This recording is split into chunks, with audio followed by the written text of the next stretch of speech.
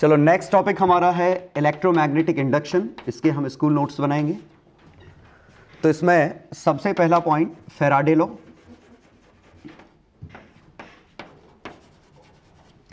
दरअसल कहीं कहीं इसके फर्स्ट लॉ और सेकंड लॉ के बारे में बात की है। तो फर्स्ट लॉ और सेकंड लॉ हम कंबाइंड लॉ ही पढ़ते हैं। तो फर्स्ट लॉ क्या है?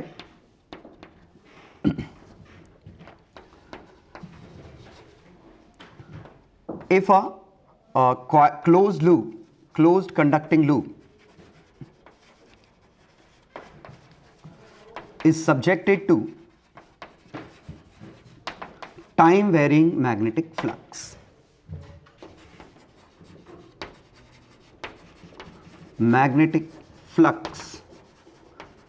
EMF is induced in it. ठीक है?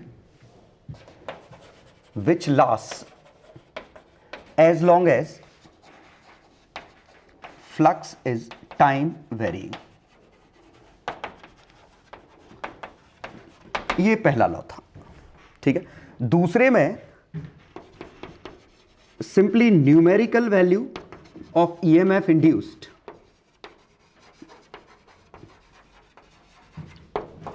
in the loop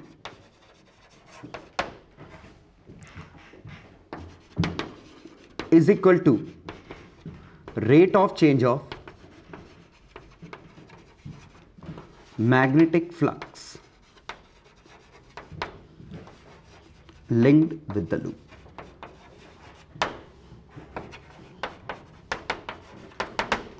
तो ये सिंपली क्या है? EMF is equal to minus n d phi by dt, where n is number of turns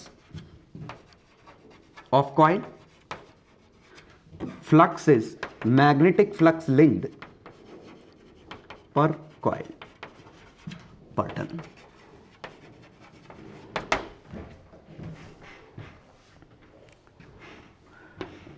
ठीक है। और and negative sign is in accordance with Faraday law. Sorry, क्या लिख रहा हूं? Lenz law. ये है। तो अगर फर्स्ट लॉ और सेकंड लॉ करके आते हैं तो फर्स्ट लॉ में सिर्फ उन्होंने बताया है कब जनरेट होगा, सेकंड लॉ में बताया कितना जनरेट होगा। ठीक है। हमने ये जो पढ़ा है वो कंबाइन करके पढ़ा है कि फैराडेज लॉ सिंगल है, और इसमें ये कहा है, हमने क्या कहा था कि whenever a closed current, closed conducting loop is subjected to time varying magnetic flux, the EMF linked या EMF generated in the coil is equal to minus n d phi by dt। मतलब इन दो को combine करके पढ़ा था। तो अगर अकेला फैराडे लॉ आता है तो कंबाइंड में एक सिंगल स्टेटमेंट में लिख देना, ये लिखना बहुत जरूरी है। ठीक है। और अगर फर्स्ट लॉ सेकंड लॉ आता है तो ऐसे लिखोगे। ठीक। तो पहला छाप लो। चलो, दूसरा आया Lenz law.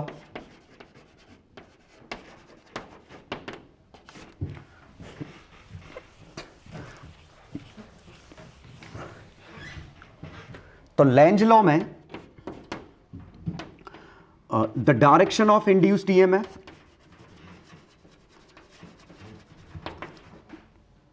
the direction of induced EMF or induced current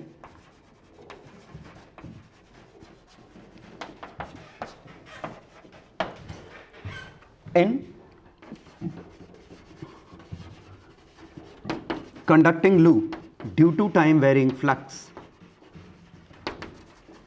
time varying magnetic flux is such that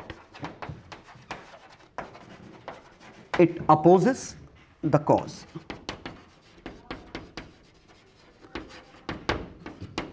Its cause. ठीक है। ये लैंग्वेज है। एक बार एनसीईआरटी से भी लैंग्वेज रेफर कर लेना, अगर वहां मिल जाए तो बेहतर है, अदरवाइज यही छाप लेना।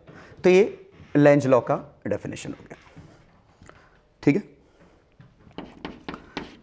तीसरा, अगर इंड्यूस्ड करंट, ये डेफिनेशन नहीं पूछी जाएगी, तो इंड्यूस्ड करंट क्या है, is equal to induced EMF by resistance of coil is equal to minus N d phi by d t by resistance. Induced charge flown, तो ये आएगा आई डी टी का integration is equal to minus N d phi by d t by R का integration into d t. D t से d t cut गया, minus N delta flux by R. Delta flux क्या है, एक coil से कितना link है, तो एन मल्टीप्लाई करोगे तो एन कॉइल से कितना लिंक्ड है, ये इंड्यूस चार्ज फ्लो. ठीक है, तो ये बेसिक हमने फेराडे लॉ में ये चीजें पढ़ी. हाँ, इसमें क्वेश्चन ये आ सकते हैं शॉर्ट आंसर में कि डायरेक्शन ऑफ इंड्यूस्ड करंट क्या है, ठीक है, या ईएमएफ कितना होगा, चार्ज कितना फ्लो करेगा. Straight forward question.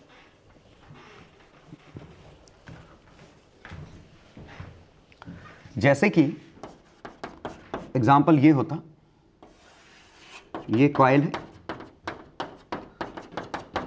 इसका एरिया 10 सेंटीमीटर स्क्वायर, ठीक है, resistance 5 ohm. If magnetic field reverses in 50 millisecond. Fine. Average EMF induced, current, charge flow. ये स्ट्रेट फॉरवर्ड इस तरह के क्वेश्चन आएंगे. तो हमें पता है पहले फ्लक्स रिवर्सेस इन 50 millisecond without changing magnitude. Magnitude constant है ऐसा लिखा होगा क्वेश्चन में, और मैग्नीट्यूड कितना है, मान लेते हैं 1.5 टेस्ला. तो सिंपली हमें क्या करना है कि चेंज इन फ्लक्स कितना हुआ टोटल. टर्न्स दिए नहीं तो 1 मान लो, अगर टर्न्स दिए हैं, ठीक है, तो आपको n लेना है. टर्न्स नहीं दिए तो आप 1 मान सकते हैं. तो चेंज इन फ्लक्स, ये बी ए से माइनस माइनस बी ए हो गया, तो 2BA, तो ट्वाइस ऑफ b की वैल्यू 1.5, एरिया 10 इंटू 10 पे -4. सही है, तो 33 इंटू 10 पे -3 वेबर. ये चेंज इन फ्लक्स है, लेकिन ईएमएफ चाहिए. Average EMF is equal to change in flux by change in time. तो 3 इंटू 10 पे -3 बाय टाइम कितना है 50 मिली सेकेंड. 50 इंटू 10 पे -3, तो 3/50 वोल्ट. ठीक है, 20 का ऊपर नीचे मल्टीप्लाई कर दूं तो 60 मिली वोल्ट. तो ईएमएफ इंड्यूस्ड आया 60 मिली वोल्ट. करंट कितना आया, ईएमएफ बाय रेजिस्टेंस, तो 60/5 12 मिली एम्पियर. लेकिन हां, डायरेक्शन की जरूर बात करेंगे कि डायरेक्शन किस तरफ है. तो देखिए, क्रॉस से डॉट हुआ है, क्रॉस से डॉट हुआ है मतलब डॉट बढ़ गया, क्रॉस घट गया, तो ये क्रॉस को सपोर्ट करेगा क्योंकि क्रॉस घट रहा है. और क्रॉस को सपोर्ट करने के लिए इसको अपने करंट की डायरेक्शन ऐसी रखनी पड़ेगी. तो करंट आया हमारा क्लॉकवाइज. चार्ज फ्लोन के लिए करंट इनटू टाइम भी निकाल सकते हो क्योंकि ये एवरेज करंट ही तो है. तो एवरेज करंट इनटू टाइम कर दो, या change in flux by resistance कर दो. तो चेंज इन फ्लक्स कितना था, 3 इंटू 10 पे -5. रेजिस्टेंस कितना था, 5. तो ये आया 0.6, नहीं -3 था शायद, 0.6 मिली कूलम. ये चार्ज आ गया. या इसमें 5 का मल्टीप्लाई कर दो, सॉरी टाइम कितना है 50 का, तो सेम आंसर आ जाएगा. तो उम्मीद है समझ में आ गया होगा कि स्कूल में अगर आता है तो कोई ऐसा सच कुछ नहीं, जैसे मैं लिख रहा हूं ऐसे लिखते जाओ. तो न्यूमेरिकल में तो कोई दिक्कत ही नहीं है, गिवन लिखो, फॉर्मूला यूज लिखो और छाप दो. डायरेक्शन अगर आती है तो आपको सीधे यही बताना है, क्लॉकवाइज या एंटी क्लॉकवाइज. चलो, अगला पॉइंट आया कि हम किस तरीके से फ्लक्स बदलेंगे. तो ये हमने बात की थी मोशनल ईएमएफ. मोशनल ईएमएफ में ट्रांसलेशन और रोटेशन दोनों. हम ट्रांसलेशन भी कर सकते हैं, रोटेशन भी कर सकते हैं. मैं रिकमेंड करूंगा कि मोशनल ईएमएफ के स्टैंडर्ड केसेस आप ध्यान रखें। ट्रांसलेशन का स्टैंडर्ड केस जैसे ये था, ठीक है। या आप समझिए कि बेहतर है एक रॉड मूव कर रही है मैग्नेटिक फील्ड में, तो यहां ईएमएफ कितना इंड्यूस्ड होगा, L dot V cross B। ना प्रूफ पूछा जाएगा, कुछ भी नहीं, सीधे फॉर्मूला आप यूज कर सकते हैं। तो अगर तीनों परपेंडिकुलर है, लेंथ, वेलोसिटी, मैग्नेटिक फील्ड, तो हम इसको BLV लिख सकते हैं if all three are perpendicular. Otherwise हमें कंपोनेंट में तोड़ना पड़ेगा, ठीक है। कि जैसे अगर रॉड ऐसी है, वेलोसिटी इधर है, ये मैग्नेटिक फील्ड ऐसा है, तो हम किसी के भी कंपोनेंट तोड़ सकते हैं। तो हम रॉड के कंपोनेंट तोड़ सकते हैं, तो रॉड को एक ऐसा मान लो, एक ऐसा मान लो, तो ये दो चीजों का सुपरपोजिशन है। ये रॉड ऐसे जा रही है, ये रॉड ऐसे जा रही है। अब इसका तो आंसर आएगा नहीं, क्योंकि कोई भी दो पैरेलल हो गए तो आंसर 0 हो जाएगा। तो जो आंसर आएगा इसका आएगा। तो यहां अगर एंगल थीटा है तो इसका ईएमएफ BLV साइन थीटा। तो BLV कब यूज करेंगे, जब तीनों परपेंडिकुलर हैं, नहीं है तो कंपोनेंट यूज करेंगे, ठीक है। रिजॉल्व करके सॉल्व करेंगे। चलो ट्रांसलेशन में, अब इसमें हमें पता है कि जैसे ये था, तो यहां पे यहां बैटरी नहीं बनेगी, यहां नहीं बनेगी, सिर्फ यहां बैटरी बनेगी अगर इसके पास वेलोसिटी हुई तो। और वो बैटरी कैसी बनेगी, ऐसे। क्यों, क्रॉस बढ़ रहा है तो ये डॉट को सपोर्ट करेगा, बैटरी ऐसी बनेगी। तो इस समय करंट आएगा, चूंकि तीनों परपेंडिकुलर हैं तो directly BLV by R, current ऐसा। लेकिन जब ये बाहर निकलने लगेगी तो ये बैटरी क्रॉस को सपोर्ट करेगी, तो बैटरी कैसी बनेगी, इस तरीके से। देखिए क्रॉस को सपोर्ट कर रही है और करंट आएगा BLV बाय R। ऑब्वियसली अगर स्पीड कांस्टेंट मेंटेन करनी है तो यू नीड फोर्स, ठीक है। तो पहला आया ट्रांसलेशन, इसमें हम डायरेक्शन देख सकते हैं। तो इसका स्पेशल केस जो हम समझते हैं वो बस ये वाला समझ लेते हैं। इस पे हमने फोर्स F लगाया, इसका रेजिस्टेंस R है, इसका रेजिस्टेंस R0 है, इसकी वेलोसिटी किसी भी समय V है। तो in steady state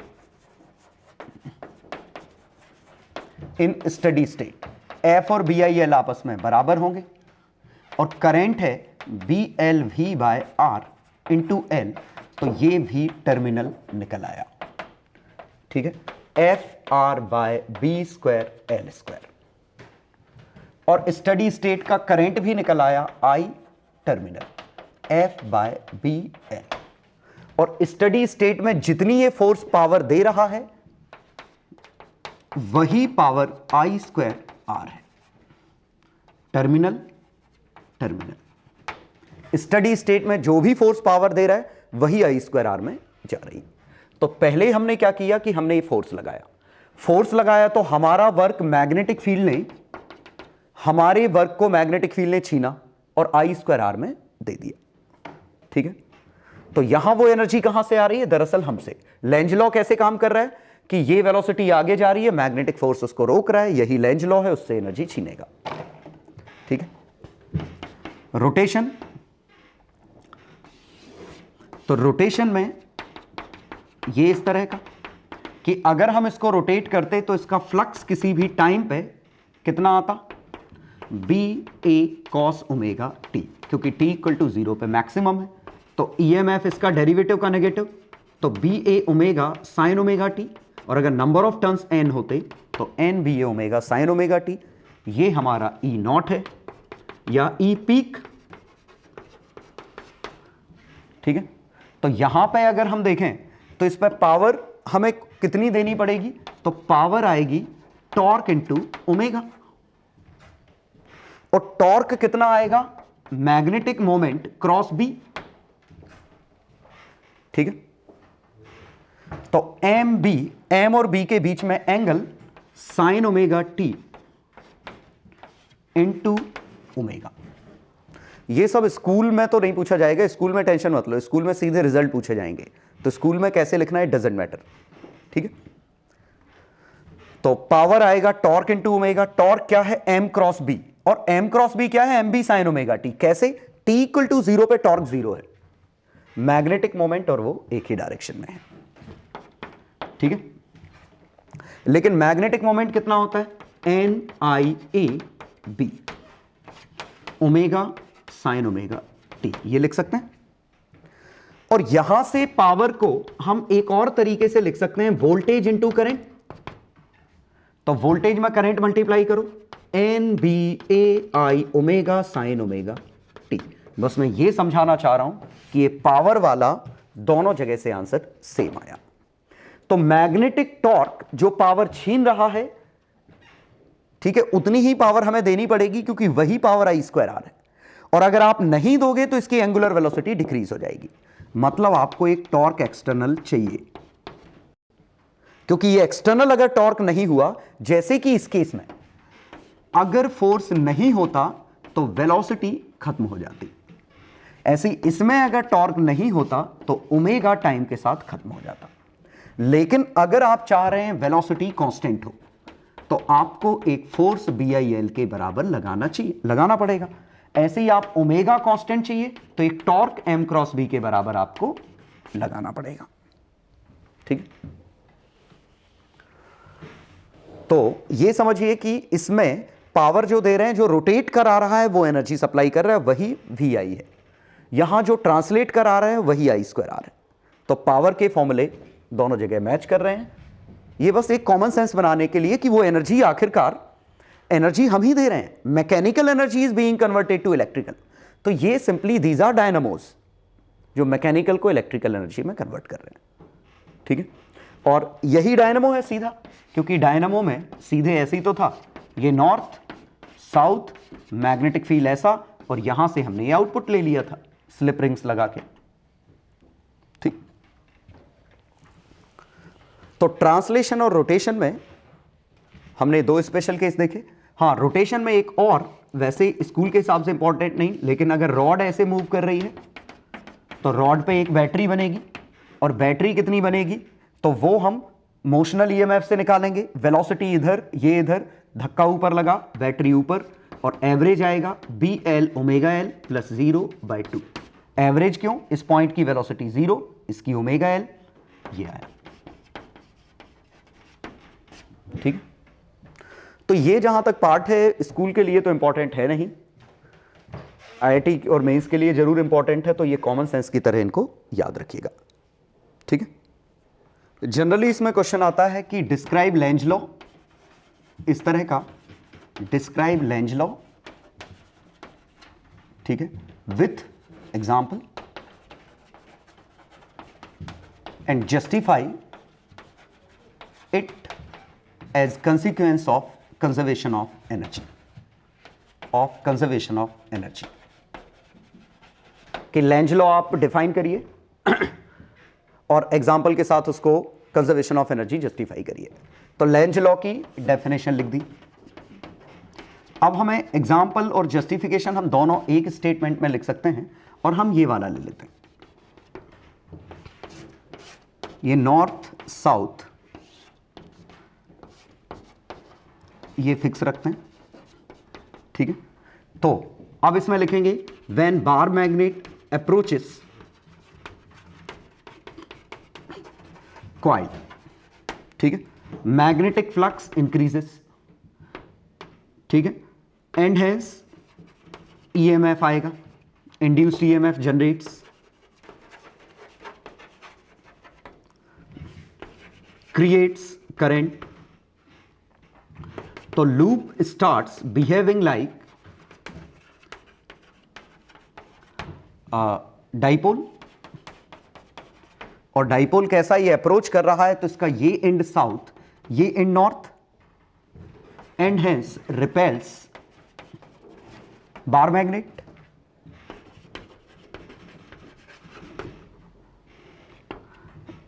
since it repels, decreasing its speed, and this loss in kinetic energy appears as gain in I² R। तो ये नॉर्थ है तो ये कुछ ऐसा आएगा, तो gain in electrical energy in coil. ये जनरली बहुत ही कॉमन क्वेश्चन है, तो चाहो तो इसको क्वेश्चन को जब लेंज लॉ आपने डिफाइन किया है वहीं आप अपडेट कर सकते हो एग्जाम्पल के साथ ही अंग्रेजी लिख के, कि कैसे consequence of conservation of energy है, इसका लॉस ही इसका गेन है। तो ये बेहतर एग्जाम्पल है इसको लिखने के लिए। तो चाहे अपडेट कर सकते हैं या इतनी अंग्रेजी तो लिख ही लोगे, बस लेंज लॉ जहां लिखा है उसमें एग्जाम्पल करके सिर्फ इतना ये फिगर बना लो, इसको कन्वर्ट तो आप कर ही लोगे। तो जहां आपने लेंज लॉ का डेफिनेशन लिखा है वहां ये फिगर और बना लीजिए, बाकी ठीक है। Now self inductance and mutual inductance. तो सेल्फ इंडक्टेंस के लिए डेफिनेशन है phenomena of induction of EMF in coil when current passes through it.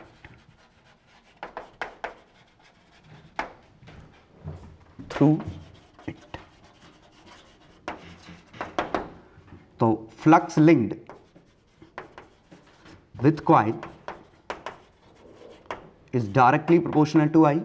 तो flux is equal to Li, where L is called coefficient of self induction, coefficient of self induction.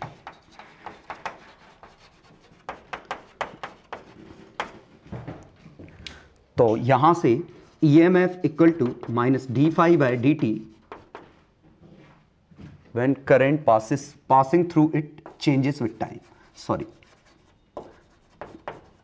ये definition ठीक करो, passing through it changes with time, क्योंकि मैं EMF लिख रहा हूं, flux नहीं लिखा। तो ये आया L d phi by d t, ठीक है। अब इसमें दो टर्म और, definition of L, expression for potential difference और expression for energy. Definition of L, तो L की डेफिनेशन अगर पूछी जाए तो ये मतलब L मतलब कोएफिशिएंट ऑफ सेल्फ इंडक्शन। तो L की definition numerically it can be defined as amount of flux linked when 1 unit current passes through it. तो इसकी हम न्यूमेरिकल डेफिनेशन लिखेंगे कि L can be defined as amount of flux linked with the coil when 1 unit current passes through it, या हम लिख सकते हैं amount of EMF linked in the coil or amount of EMF induced in the coil when current through the coil changes at rate 1 unit per second। ठीक है, तो numerical definition जैसा मैंने बोला है, तो amount of flux link with coil when current 1 unit current flows in it, flows through it। तो लिख लोगे, है ना, numerically it can be defined as, ये इसकी डेफिनेशन होगी। पोटेंशियल डिफरेंस, तो potential difference EMF is equal to, अगर डेफिनेशन प्रूफ पूछा है तो फ्लक्स इक्वल टू Li जो ऊपर लिखा है, EMF equal to minus d phi by d t is equal to minus L d I by d t. ये expression for potential difference है। एक्सप्रेशन फॉर एनर्जी, एनर्जी के लिए proof मतलब जो हाफ Li स्क्वायर है, ठीक है। तो इसके लिए प्रूफ लिखेंगे तो वर्क डन या du is equal to potential difference into current, into current, ये पावर है इनटू dt। तो पोटेंशियल डिफरेंस है L d I by d t, current है I, ये है dt, तो ये बना L डी आई, ये du है, तो integration u half L I square या L I d I, sorry L I d I integration 0 से maximum is equal to half L I square. ठीक है, हाँ यहां एक मैंने नेगेटिव क्यों नहीं लगाया, ठीक है, हाँ इसका प्रॉपर चाहे तो प्रूफ आप एनसीईआरटी में देखें या मैंने पहले लिखवाया था, अगर आपको सपोर्टिंग अंग्रेजी लिखनी है, या नेगेटिव क्यों ड्रॉप किया। नेगेटिव ड्रॉप करने की वजह यह था कि जितनी एनर्जी लॉस होगी उतनी इसमें स्टोर होगी, क्योंकि जितनी पोटेंशियल डिफरेंस और करंट के थ्रू, देखिए potential difference into current power supplied होता है, हमें पावर एब्जॉर्ब्ड करना है, इसीलिए एक एक्स्ट्रा नेगेटिव था कि पावर एब्जॉर्ब्ड, तो potential difference into I minus minus cut गए, L I d I integrate कर दिया, हाफ एल आई स्क्वायर। तो ये एक्सप्रेशन छापना है। इसमें अगर अंग्रेजी देखनी है तो एनसीईआरटी से एक बार रेफर कर लेना, या सैंपल पेपर में कहीं तो मिलेगा, बाकी सब एज इट इज छाप लो। चलो सेकंड आ गया म्यूचुअल इंडक्टेंस। हाँ, इसमें एक चीज भूल गया मैं, सेल्फ इंडक्टेंस में एक प्रूफ और छापो। चौथा प्रूफ फॉर सोलेनॉइड, एक ही चीज आएगी, सोलेनॉइड का प्रूफ। तो प्रूफ लिखेंगे वही, consider a solenoid of turns per unit length n, area E, carrying current I।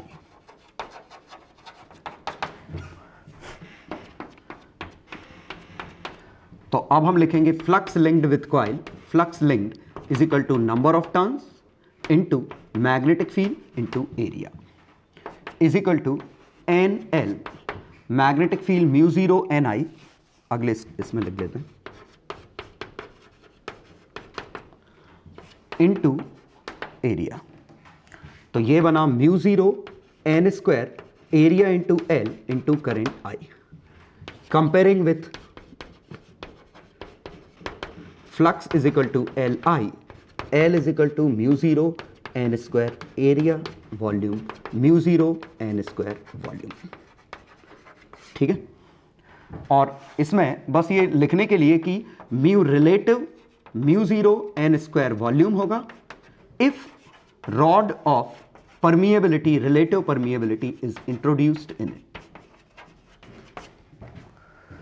तो अगर कोई रॉड हम इसके अंदर इंट्रोड्यूस कर देते हैं, अगर क्वेश्चन में लिखा है तो म्यू रिलेटिव टाइम्स मल्टीप्लाई कर दो, मतलब 1 प्लस ससेप्टिबिलिटी टाइम्स। ठीक, तो ये प्रूफ इसका ये पूछा जाता है, तो ये प्रूफ एज इट इज छाप लो। तो सोलेनॉइड में एक एनर्जी का प्रूफ, एक इसका प्रूफ और डेफिनेशन। ठीक है, सेकंड आया म्यूचुअल इंडक्टेंस। म्यूचुअल इंडक्टेंस की डेफिनेशन मोर और लेस ऐसी ही है, phenomena of induction of EMF in secondary coil when current in primary coil. तो प्राइमरी और सेकेंडरी वर्ड ये जरूरी है, चेंजेस विथ टाइम।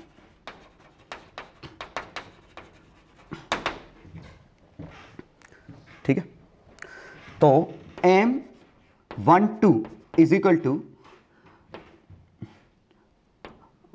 या सॉरी फ्लक्स लिख रहा था, flux 12 is equal to M12 into current 2। ठीक है, तो EMF in first coil due to second is equal to mutual inductance of 1 di2 by dt। ये आया। तो ये क्या है, EMF induced in 1 coil due to 2। ठीक है, अब इसमें कुछ points, M12 equal to M21 no proof is needed. हालांकि मैंने एक्सप्लेन किया था ये कंजर्वेशन ऑफ एनर्जी है, लेकिन आपको ज़्यादा ध्यान नहीं रखना, बस M21 M12 सेम होता है, मतलब इसका उस पर निकालना है, उसका इस पर निकालना है, जो आसान है वो निकाल लो। ठीक है, तो इसी पार्ट में आएगा कैलकुलेशन ऑफ M। तो 2 पार्ट का कैलकुलेशन करना है, तो एग्जाम्पल 1 इसका, तो म्यूचुअल इंडक्टेंस चाहिए, ये A है, ये B है, तो न्यूमेरिकल ही आ सकता है इस पर से। तो A और B म्यूचुअल इंडक्टेंस चाहिए, तो अंदर करंट भेज के बाहर निकालना मुश्किल है, बाहर भेज के अंदर निकालना आसान है। तो वंस अगेन हम क्या करेंगे, flux in inner coil is equal to magnetic field due to outer into area of inner. Outer का mu zero upon 4 pi I into 2 pi by b into pi A square. तो compare with flux is equal to M I, mutual inductance निकल आया। Mu 0/4 आई into 2 आई नहीं आएगा बस pi A square by T, ये M आ गया। ठीक है। दूसरा, mutual inductance is equal to root L1 L2 upon K. अगर ये कभी पूछा जाता है इसका प्रूफ, ठीक है, के इज कोएफिशिएंट ऑफ कपलिंग, तो इसका प्रूफ लिखने के लिए हम क्या करेंगे, तो सिंपली हम इसका प्रूफ लिखने के लिए दो सोलेनॉइड बनाएंगे, एक ये दोनों सेम साइज के, एक के टर्न्स N1 होंगे, एक के टर्न्स N2 होंगे। तो consider tightly bounded solenoids of turns N1 N2 respectively as shown. ठीक है, नाउ ठीक है, एक में करंट भेजेंगे, let N2 is primary coil and carries current I। तो flux in secondary is equal to number of turns in secondary,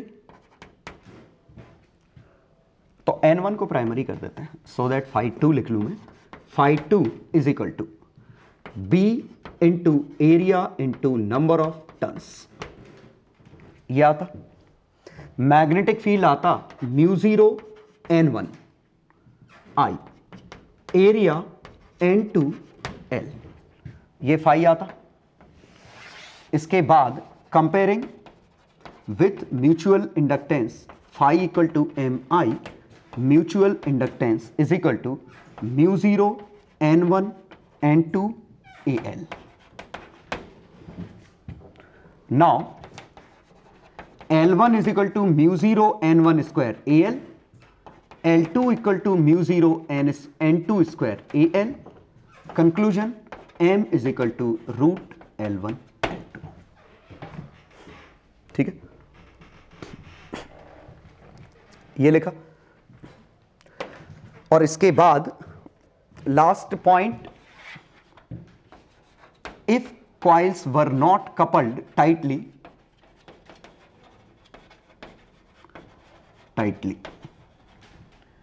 तो M is less than or equal to root L1 L2।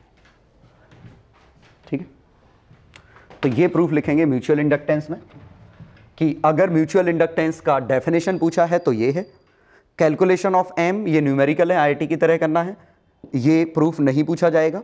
हाँ, ये वाला proof पूछा जा सकता है, तो दरअसल हम इसके लिए करेंगे दो सोलेनॉइड N2 N1, तो N1 में करंट I माना, N2 वाले से फ्लक्स निकाला, कंपेयर किया और L1 L2 का प्रोडक्ट देखा और कंपेयर कर दिया, तो M की वैल्यू रूट L1 L2। ये कब आई, जब एक का फ्लक्स पूरा दूसरे से लिंक हो गया था, लेकिन अगर नहीं होता तो root L1 L2 less than और इक्वल टू ऐसा बन जाता, कुछ कम आता, और इक्वल टू के L1 L2 का अंडर रूट, तो इसीलिए तो के 0 से 1 के बीच में, यही के कोएफिशिएंट ऑफ कपलिंग है। अगला टर्म एडी करेंट, और एक्चुअली दो ही है ट्रांसफॉर्मर। एलसी ऑक्सिलेशन स्कूल में नहीं आएगा, वो 2 पाई अंडर रूट एलसी वाला। ठीक है, तो एलसी ऑक्सिलेशन स्कूल में नहीं आने वाला है, दो ही हैं, एडी करंट और ट्रांसफॉर्मर। ठीक है, हाँ, एलसी ऑक्सिलेशन का फॉर्मूला तो आपको याद रखना ही है, वजह सब कुछ, कि एलसी ऑक्सिलेशन में क्या हुआ था, किसी भी समय चार्ज क्यू करंट आई था हाफ एल आई स्क्वायर और half Q square by C, यही टोटल एनर्जी थी। और टोटल एनर्जी को Q max square by 2c भी लिख सकते हैं, half L I max square भी लिख सकते हैं, दोनों साइनसोइडल थे। Time period 2 pi under root LC आया था, और चार्ज का formula Q naught sine omega T plus 5, और करंट इसका डेरिवेटिव है, और ओमेगा की value 2 pi by T 1 upon under root LC. ठीक, तो वो तो आपको बस रिजल्ट याद रखना है। स्कूल में ये दो चीजें पूछी जाती हैं काफी फ्रीक्वेंटली, ट्रांसफॉर्मर और एडी करंट। एडी करंट की डेफिनेशन है current induced in a conductor, bulk conductor मतलब हम किसी की बल्क मतलब सॉलिड है कोई बड़ा, in form of balls when it is subjected to time varying magnetic flux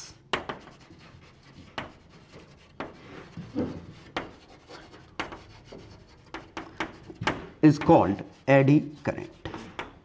ठीक है, तो एडी करंट के यूजेस क्या हैं? तो यूजेस में फर्नेस, इलेक्ट्रोमैग्नेटिक फर्नेस क्योंकि इतनी ज़्यादा हीट निकलेगी ये। दूसरा डेड बीट गैल्वेनोमीटर। तीसरा इलेक्ट्रोमैग्नेटिक ब्रेकिंग।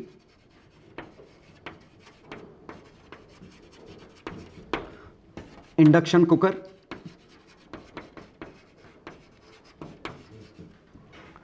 लेकिन यूजेस हैं तो इसके साथ दिक्कत भी है कि जबरदस्ती हीट निकलेगी खासकर ट्रांसफार्मर में। तो हम इसको रिड्यूस कैसे कर सकते हैं?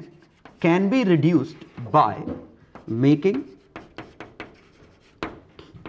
Slots in iron core and making them laminated from each other.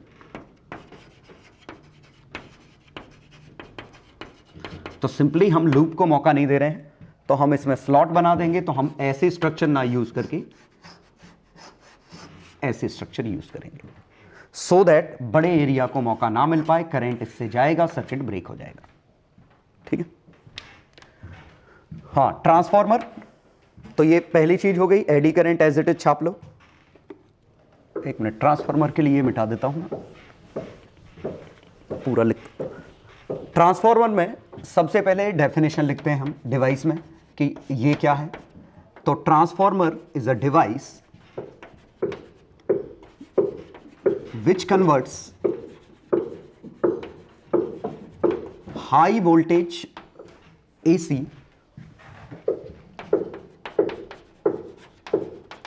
to low voltage AC and vice versa।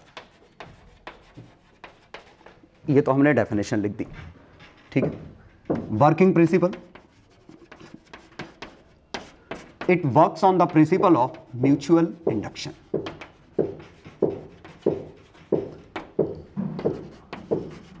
Working, तो यहां हमें फोटो बनाना पड़ेगा।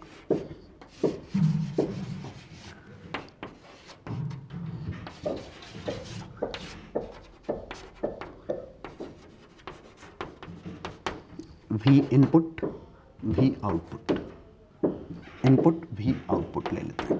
ठीक है, इसके टर्म्स N1 N2, नाम primary coil,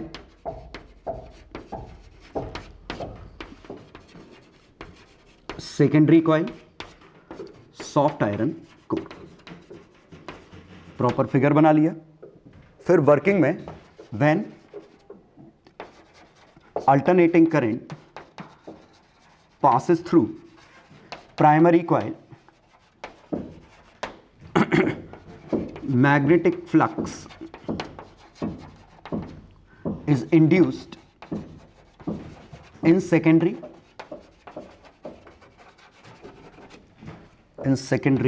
coil via soft iron core।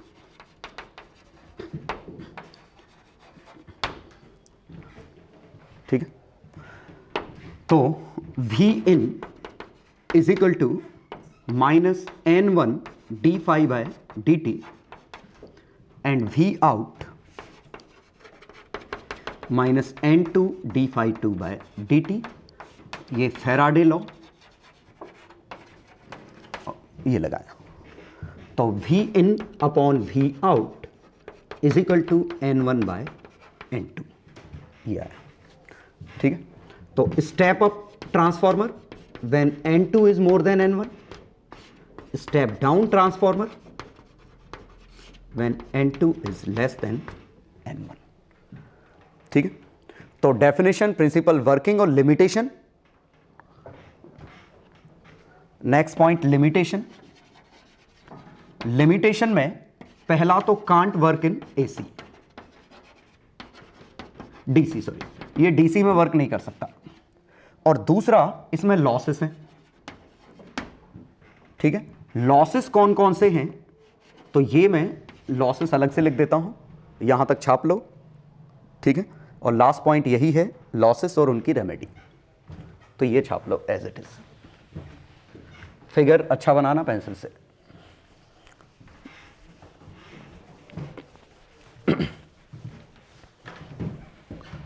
Losses में पहला हिस्टेरेसिस लॉस। हिस्टेरेसिस लॉस क्या है? Magnetization demagnetisation,